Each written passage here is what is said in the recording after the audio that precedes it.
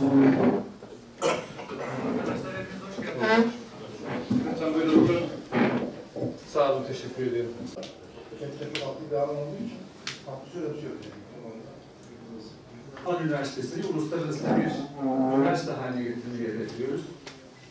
Beden Eğitimi ve Spor Yüksekokulu'nun Spor Bilimleri Fakültesi dönüşmesini hedefliyoruz. Öğretim üyelerimizin akademik çalışmalarına destek vermeye amaçlıyoruz. Teknokent ile ilgili çalışmaları hızlandırmayı düşünüyoruz. Lisansüstü eğitim programlarını arttırmayı hedefliyoruz. Dijital ortamda denizci bir üniversite kurmayı hedefliyoruz. Şimdi bütün bunları da yaparken ne hedefliyoruz? Yerleşkesine kapanmış bir kurum olmayı düşünmüyoruz. Yapacağımız ulusal ve uluslararası kongre ve sempozyumlarla ilgili üniversitemizi hem yurt içinde hem de yurt dışında akademik kimliğiyle tanınır hedefliyoruz.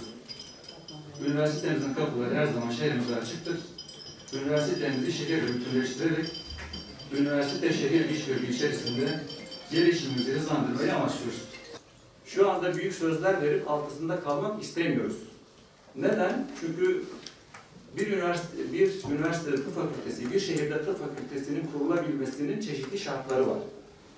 YÖK bunları belirlemiş. Biz öncelikle bu şartlara ulaşmayı hedefliyoruz. Biz bu hedefe ulaştıktan sonra yapabileceğimiz zaman hareket etmek düşüncesindeyiz.